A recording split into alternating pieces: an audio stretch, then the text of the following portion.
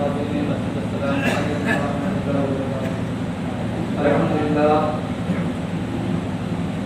لله رب العالمين والعاقبة للمتقين والصلاة والسلام على سيد المرسلين وعلى آله وصحبه أجمعين. أما بعد فأعوذ بالله من الشيطان الرجيم. بسم الله الرحمن الرحيم. إن أكرمكم عند الله أتقاكم. صدق الله مولانا العظيم وبلغنا رسوله النبي الأمين المكين الكريم ونحن على ذلك لمن الشاهدين والشاكرين والحمد لله رب العالمين. محترم سامعین، آئیے کچھ عزومات سے قبل ہم اور آپ مل کر ایک آواز ہو کر مسابقہ نامدار مدینے کے تاجدار جناب خدا محمد عربی صلی اللہ علیہ وسلم کی بارگاہ کے سنا میں درود و سلام کی الہی نشان کریں اور پڑھیں آواز بلند اللہم صلی علی سیدنا محمد وبارک وسلم سلام و سلام علیہ یا رسول اللہ صلی اللہ علیہ وسلم. میں نے جس آیت مقدسہ کی تلاوت کا شرف حاصل کیا. اللہ رب العزت ارشاد فرماتا ہے إِنَّ أَكْرَمَكُمْ عِندَ اللَّهِ أَتْقَاكُمْ. تم میں اللہ کے نزدیک سب سے زیادہ بزرگی والا وہ شخص ہے جو تم لوگوں میں سب سے زیادہ پرہیزگار ہے. ایسے تو اللہ کے بندوں میں لاکھوں کروڑوں کی سنکھیا میں اللہ کے ایسے بندے آئے جنہیں آج تک امت مسلمہ اور ہر انسان، ہر مومن ایسے لوگوں کو یاد کرتا رہتا ہے. انہی تاریخوں میں سے ایک تاریخ خلیفہ دو حضرت سیدنا عمر فاروق رضی اللہ تعالیٰ عنہ کا بھی ہے. حضرت عمر فاروق رضی اللہ تعالیٰ عنہ ایسے خلیفہ، ایسے حکمراں اور ایسے بادشاہ تھے جو نہ تو کبھی آپ نے اپنے لیے بادشاہ کہلوانا پسند فرمایا اور نہ تو کبھی اپنے آپ کے لیے کسی شخص کی زبان سے حکمراں کہلوانا پسند فرمایا. جبکہ آپ کی حکومت کسی ایک بستی پر نہیں، کسی ایک قصبے پر نہیں، کسی ایک اسٹیٹ پر نہیں، کسی ایک دیش پر نہیں، بلکہ تقریباً 22 لاکھ مربع میل جس کا پیمانہ کیا جائے تو تقریباً آدھی دنیا شامل ہو جائے گی. آپ نے صرف 10 سال اور 6 مہینے تک حکومت کی تھی. سوچئے اس وقت اسلام کا پھیلنا صرف مکہ، مدینہ اور کچھ اطراف تک ہی وسیع تھا، لیکن جب خلیفہ دو حضرت سیدنا عمر فاروق رضی اللہ تعالیٰ عنہ کا دور خلافت آیا تو سوچئے 10 سال 6 مہینہ کچھ دن آپ نے حکومت کی تھی، تو 10.5 سال کے کم عرصے میں آپ نے آدھی دنیا پر حکومت قائم کر دی اور اس آدھی دنیا پر صرف اور صرف اسلام کا بول بالا تھا اور ہر جگہ اسلام کا پرچم بھی لہرا تھا. کیوں؟ اس وجہ سے کہ اللہ تبارک و تعالیٰ کا فرمان ہے کہ جو بھی حکمراں یا انسان خلوص للہیت کے ساتھ اور اللہ تبارک و تعالیٰ کو حاضر و ناظر جانتے ہوئے اس پر حکومت کرے گا تو اللہ تبارک و تعالیٰ اس کو دنیا میں بھی بھلائی عطا فرمائے گا اور آخرت میں بھی عطا فرمائے گا. حضرت عمر فاروق رضی اللہ تعالیٰ عنہ کا دور خلافت کا بہت ہی سنہرا واقعہ ہے، بہت ہی دل دہلا دینے والا واقعہ ہے کہ اس وقت جب ہوائی جہاز اور دیگر سواریوں کا انتظام نہیں تھا تو چونکہ आधी दुनिया पर हुकूमत थी और हज के मौके पर तकरीबन पूरी दुनिया वाले लोग मक्का की सरजमीन पर हज करने के लिए आते थे। हज़रत उमर फारूक रज़ियल्लाहु तआला अन्हु का ये मशगला था, उनका ये मामूल था कि हर साल आप मक्का की सरजमीन पर हज के मौके पर आप खुली कचहरियाँ लगाया करते थे। क्यों लगाते थे? इस वजह से लगाते थे, आप जानते थे कि अगर किसी शख्स को किसी मिस्र के बादशाह की शिकायत करनी है तो यकीनन वो मदीना की सरजमीन तक आ नहीं सकता, क्योंकि वो हवाई जहाज का ज़माना नहीं है, बल्कि अगर वहाँ से वो सफ़र तय करेगा तो अपनी एक शिकायत पेश करने के लिए उसको कई महीनों का सामना करना पड़ेगा और तमाम दुश्मनियों का भी सामना करना पड़ेगा। इस वजह से हज़रत उमर फारूक रज़ियल्लाहु तआला अन्हु जानते थे कि हर साल लोग दुनिया के कोने कोने से लोग हज करने के लिए मक्का की सरजमीन पर आते हैं, तो आप खुली कचहरी लगाते थे। हमारे यहाँ भी कचहरी लगती है, जाइए तो 50 साल मुकदमा चल जाएगा, एक नस्ल से दूसरी नस्ल चली जाएगी, उन पर फैसला नहीं होगा। मक्का की सरजमीन पर हज़रत उमर फारूक रज़ियल्लाहु तआला अन्हु की भी कचहरी लगती थी। आप कचहरी लगाते और लोगों से सवाल करते कि है किसी की कोई शिकायत जो मुझसे कहे। एक शख्स जो मिस्र की सरजमीन से हज करने के लिए आया था, खड़ा हो गया मदीने में, लाखों का मजमा खड़ा हो गया, कहा हुजूर एक बात अर्ज करनी थी। आपने कहा कि बताओ क्या बात है? कहा कि आपने ये कानून बनाया है कि कोई गवर्नर अपने दरवाजे पर चौकीदार खड़ा नहीं करेगा, ताकि किसी कम से कम तक इंसान को अगर उस गवर्नर से मिलना हो तो डायरेक्ट मिल सके। हज़रत उमर फारूक रज़ियल्लाहु तआला अन्हु ने इरशाद फरमाया, मैंने कानून बनाया है कि कोई गवर्नर अपने दरवाजे पर चौकीदार खड़ा नहीं कर सकता। फिर उस आदमी ने सवाल किया, हुजूर आपने ये भी कानून बनाया है कि कोई गवर्नर अपने जिस्म पर बारीक और रेशमी लिबास बेहतर नहीं कर सकता। हज़रत उमर फारूक रज़ियल्लाहु तआला अन्हु ने इरशाद फरमाया, हाँ मैंने ये भी कानून बनाया। वो आदमी कहने लगा, फिर मिस्र का गवर्नर जिसको आपने गवर्नरी पर मुंतखब किया है, जिसका नाम अय्याज है, फिर वो अपने दरवाजे पर कैसे चौकीदार रखता है, कैसे चौकीदार खड़ा करता है? जब आपका बनाया हुआ कानून है तो कैसे उसने चौकीदार खड़ा कर दिया कि कोई आम इंसान, कोई आम मुसलमान उससे अपनी शिकायत न कर सके?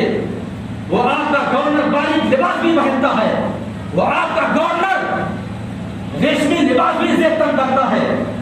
हज़रत उमर फारूक रज़ियल्लाहु तआला अन्हु को फौरन जलाल आ गया, आपके चेहरे का रंग बदल गया।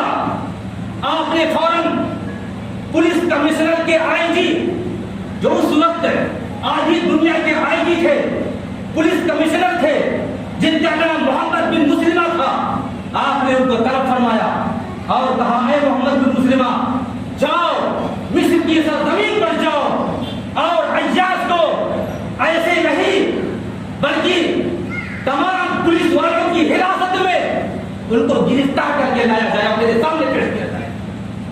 ऐसे हुक्मरान थे, लाए दुनिया आज पेश करे उमर जैसा हुक्मरान है? कोई मलाइका लाल है? कोई ऐसी माँ जिसने ऐसा हुक्मरान जन्म दिया हो? कयामत तक नहीं जन्म दे सकता। हज़रत उमर फारूक रज़ियल्लाहु तआला अन्हु की हुक्मरानी और उनकी आदत का इंसान तो ऐसा था कि दुनिया थर्रा जाती थी, बादशाह कांप जाते थे।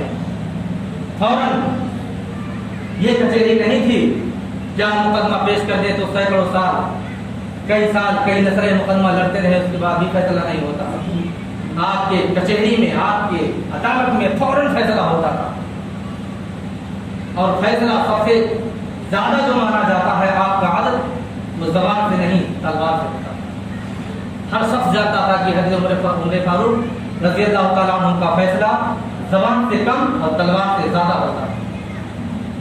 फौरन मोहम्मद बिन मुस्लिमा आईजी की पोस्ट पर जो आप पोस्ट थे, मोहम्मद बिन मुस्लिमा एक पुलिस के हल्के को लेकर जाते हैं और अय्याज को मिस्र की सरजमीन से गिरफ्तार करके हज़रत उमर फारूक रज़ियल्लाहु तआला अन्हु के दरबार में पेश किया जाता है। हज़रत उमर फारूक वो उम्र है जिनके रोबो जलाल से قیصر و کسرا کانپ جاتے تھے، جن کے رعب و جلال سے، جن کے نام سے ایران کی بادشاہت ہل جاتی تھی۔ بھلا ایک گورنر جو پورے مصر کا گورنر تھا، جن کا نام ایاز تھا، جب پیش کیا جاتا ہے گرفتاری کی حالت میں، حضرت عمر فاروق رضی اللہ تعالیٰ عنہ نے اپنے چہرے کو اٹھایا اور اس کی طرف دیکھا، کہا ایاز تو جانتا ہے تیرا باپ بکریا چلایا کرتا تھا، تجھے معلوم ہے اپنی اوقات تو بھول گیا، میں نے تجھے گورنری کے منصب پر منتخب کر دیا تو اپنی اوقات کو بھول گیا۔ حضرت عمر فاروق رضی اللہ تعالیٰ عنہ نے ارشاد فرمایا، یہ اے ایاز، تیرے اندر کبر پیدا ہو گیا کیا؟ تیرے اندر گھمنڈ آ گیا؟ میں تجھ سے صرف گورنری ہی نہیں چھینتا، بلکہ جس طرح تیرا باپ پہاڑوں کے درمیان بکریاں چلایا کرتا تھا، جہاں بیت المال سے تجھے 200 بکریاں دیتا ہوں اور 6 ماہ تک پہاڑوں کے بیچ میں بکریاں چلا، اور جب تیرا پارا گھٹ جائے گا، جب تیرا گھمنڈ ٹوٹ جائے گا، پھر عمر کے پاس آنا تو عمر کو اسی طرح پائے گا جیسے آج پا رہا ہے۔ حضرت عمر فاروق رضی اللہ تعالیٰ عنہ کا ایسا مسئلہ تھا، آپ کا ایسا عدل و انصاف تھا کہ ساری دنیا آپ کے عدل سے ہل جاتی تھی، اور ایسا انصاف آپ تو یا تو زبان سے کرتے تھے یا تو تلوار سے کرتے تھے۔ آپ کے سامنے بڑے بڑے حکمران کو جب پیش کیا جاتا تھا تو ان کے بھی پیر ہل جاتے تھے، بدن پر کپکپاہٹ تاری ہو جاتی تھی۔ اسی وجہ سے میرے نبی حضور تاجدار مدینہ صلی اللہ علیہ وسلم نے آخری وقت میں ایک تاریخی جملہ آپ نے ارشاد فرمایا تھا حضرت عمر خطاب رضی اللہ تعالیٰ عنہ کے لیے۔ آپ یہ فرما کر چلے گئے کہ اے دنیا والو، جب کسی کا باپ مرتا ہے تو اس کا بیٹا بن کرتا ہے، اس کا بیٹا روتا ہے، اور جب کسی کا بیٹا مر جاتا ہے تو اس کا باپ روتا ہے، اس کے اہل گھر والے تو روتے ہیں، لیکن جب ہمارا عمر شہید کر دیا جائے گا تو ساری دنیا روے گی اور قیامت تک روتی رہے گی۔ آج یہی ہمارا حال ہے کہ ہمارے اوپر ایسے ایسے بادشاہ، ایسے ایسے حکمراں حکومت کرتے ہیں کہ آج ہم حضرت عمر فاروق رضی اللہ تعالیٰ عنہ کی حکمرانی کو یاد کر کے یقیناً آنسو نہیں بلکہ خون کے آنسو ہوتے ہیں، کیونکہ آج اگر دنیا پر ایسا حکمران موجود ہوتا تو آج تو نہ دنیا پر ایسی بیماریاں آتی، نہ کورونا وائرس آتا، نہ لوگ پریشان ہوتے، نہ تو بلا وجہ لوگوں کو ستایا جاتا، نہ تو بلا وجہ لوگوں کو جان سے مار دیا جاتا، نہ تو بلا وجہ لوگوں کو جیلوں میں ڈال دیا جاتا۔ اگر آج ایسا ہوتا ہوتا، یقیناً اگر ہم حضرت عمر فاروق رضی اللہ تعالیٰ عنہ کی تاریخ کو یاد کریں تو خون کے آنسو ہونا پڑتا ہے۔ حضرت عمر فاروق رضی اللہ تعالیٰ عنہ کا دور ہے، ایران کا بادشاہ ہے، اس نے سوچا کہ یہ سب تو چند سالوں میں آدھی دنیا کا حکمراں ہو گیا، آدھی دنیا کو فتح کر لیا، اگر 2-4 سال اور رہا تب تو پوری دنیا اس کے چنگل میں آ جائے گی، ساری دنیا پر اسلام پھیل جائے گا، اسلام کا پرچم لہرائے گا۔ ایران کے بادشاہ نے چاہا کہ حضرت عمر فاروق رضی اللہ تعالیٰ عنہ کو ایسے مارا نہیں جا سکتا، کسی دھوکے سے مارا جائے، کسی وسوسے میں مارا جائے، کسی لالچ میں مارا جائے ان کو۔ چنانچہ اس نے قاصد بھیج دیا اور اس کو ایک زہر کی شیشی دے دیا، ایک عجر کی شیشی دیا، اور ایک لوڈی جو ایران کی سب سے حسین و جمیل اور خوبصورت لڑکی تھی اس کو بھیج دیا۔ قاصد آیا، مدینے کی سرزمین پر پہنچا اور لوگوں سے پوچھتا ہے کہ تمہارا بادشاہ کہاں ہے؟ لوگوں نے کہا بادشاہ یہاں تو کوئی بادشاہ ہی نہیں ہے۔ نہیں، یہاں کا بادشاہ کون ہے؟ بادشاہ تو ہوتا ہے لیکن بادشاہ تو ہمارے یہاں کوئی نہیں ہے، ہمارے یہاں امیر ہوتا ہے۔ امیر کہاں؟ امیر ہی سے ملوا دیجیے، امیر کہاں ہے؟ جو مدینے کے سب سے لوگ لے کے آئے اس شخص کو، اس وقت مسجد نبی کا تعمیری کام چالو تھا، تھوڑا توسیع کا کام تھا، بڑی ہو رہی تھی، تو اس وقت نے دور سے دکھایا، کہا کہ وہ جو مسجد کے درمیان میں مٹی کا گارا بنا ہوا ہے اور اس کے بیچ میں جو مٹی کا گارا ایک مٹی کا گارا پلیٹ میں نکال کر کے مزدوروں کو دے رہا ہے، وہی ہمارا امیر ہے۔ سوچیے،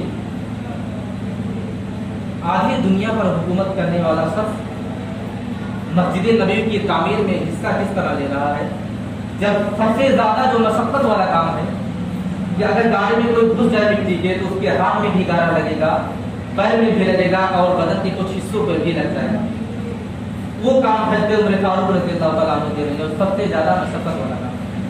بہرحال وہ شخص گیا اور کہا امیر آپ ہی ہیں؟ آپ نے فرمایا ہاں میں ہی امیر ہوں۔ کہا ایران کے بادشاہ نے مجھے بھیجا ہے اور کچھ تحفے آپ کو دیے ہیں۔ کہا کیا ہے؟ کہا یہ ایک کی شیشی ہے اور ایک شیشی یہ پتہ نہیں کیا دیا ہے، کہا اس میں زہر ہے، بتا دیا اس نے زہر ہے، اور یہ ایک لوٹی ہے، اس کو آپ کی خدمت کے لیے، آپ کی حمایت کے لیے دیا ہے، آپ اس کو رکھ سکتے ہیں۔ حضرت عمر فاروق رضی اللہ تعالیٰ عنہ نے ارشاد فرمایا اچھا، کہا ٹھیک ہے، زہر کی شیشی لاؤ، زہر کی شیشی ان کو دی گئی۔ کہا کہ آپ نے کیا کیا کہ زہر کے ڈھکن کو کھولا، پڑھا بسم اللہ الذی لا یضر مع اسمہ شیء فی الارض ولا فی السماء وهو السمیع العلیم، پوری شیشی آپ نے پی لیا۔ وہ سامنے جو شخص جو ایران سے آیا قاصد، وہ گرا فوراً بے ہوش ہو گیا۔ جب اس کو لوگوں نے ہوش میں لایا تو حضرت عمر کو نیچے سے اوپر دیکھ رہا ہے، کہا ارے بزرگ وہ تو ایسی زہر کی شیشی تھی کہ میرے بادشاہ نے کہا تھا، ایران کے بادشاہ نے کہا تھا کہ اس زہر کی شیشی کے ڈھکن کو اگر جو کھول دے اور اس زہر کی ہوا اس کے بدن کو لگ جائے تو فوراً مر جائے گا، فوراً مطلب چند سیکنڈ میں مر جائے گا، 1 منٹ بھی جی نہیں سکتا وہ۔ اور آپ کو پوری شیشی آپ نے اس کو پی لیا، نگل لیا پوری شیشی۔ آپ نے کہا وہ بیوقوف نہیں جانتا، میرے نبی فرما گیا ہے کہ اگر کسی کو رب تبارک و تعالیٰ جلانا چاہے تو کوئی مار نہیں سکتا، اور جس کو وہ مارنا چاہے کوئی جلا نہیں سکتا۔ وہ سب خاموش ہو گیا۔ ادھر کی شیشی تھی، آپ نے اس کے ڈھکن کو کھولا، گائے میں اڑے لیا۔ اب بستی ہے لوڈی، آپ نے مزدوروں کو بلایا، مزدور تمام لوگ آ گئے، کہا اس میں کسی کی شادی نہیں ہوئی، شادی کس کی نہیں، نکاح کس کا نہیں ہوا ہے؟ ایک شخص آ گیا، کہا حضور میرا نکاح نہیں ہوا ہے۔ کہا لے جاؤ اس لڑکی کو نکاح کرو۔ بتائیے ایران کی سب سے حسین و جمیل جو تحفے میں آئے تھے، حضرت عمر فاروق رضی اللہ تعالیٰ عنہ نے ایسے ہی کہہ دیا۔ جب وہ شخص دوبارہ ایران واپس جاتا ہے تو اپنے بادشاہ سے کہتا ہے کہ بادشاہ آپ ان سے جنگ کرنے کا جو آپ نے فیصلہ کیا ہے اس کو ترک کر دیجیے۔ حضرت عمر کو ماننے کی بات تو چھوڑیے، ان کے کسی غلام کو آپ ہاتھ نہیں لگا سکتے۔ جب حکمرانی ایسی ہے، حکمران ایسا ہے کہ زہر کی شیشی پی گیا اور کچھ نہیں ہوا، تو بھلا آپ اس کو کیسے مار سکتے ہیں؟ آپ اپنا ارادہ ترک کر دیں اور چھوڑ دیں۔ محترم سامعین، میں آپ کو یہ بتانا چاہتا ہوں کہ حضرت عمر فاروق رضی اللہ تعالیٰ عنہ وہ عمر ہے جن کی حکومت صرف عوام پر نہیں، صرف جنتا پر نہیں، بلکہ آپ کی حکمرانی دریائے نیل پر بھی چلتا تھا، آپ کی حکمرانی زمینوں پر بھی چلتا تھا، آپ کی حکمرانی ہواؤں پر بھی چلتا تھا، اور آپ کی حکمرانی جناتوں پر بھی چلتا تھا۔ یعنی حتیٰ کہ آپ کی حکمرانی دنیا کی ہر شے پر چلتا تھا۔ کہ کیونکہ اللہ تبارک و تعالیٰ نے اور میرے نبی حضور تاجدار مدینہ صلی اللہ علیہ وسلم نے ان کو یہ سب عطا کر دیا تھا، اور اللہ تبارک و تعالیٰ کی بارگاہ میں آپ ایسی خوشنودی اور ایسی متقی اور پرہیزگاری آپ کے اندر تھی کہ اللہ تبارک و تعالیٰ نے آپ کو ہر شے کا مالک بنا دیا تھا۔ رب تبارک و تعالیٰ کی بارگاہ میں دعا ہے کہ اللہ تبارک و تعالیٰ ہم تمام مسلمانوں کو نیک بنائے، ایک بنائے، اور اپنے تمام صحابہ اور نبی کے نقش قدم پر چلنے کی توفیق و رفیق عطا فرمائے۔ وآخر دعوانا الحمد للہ رب العالمین۔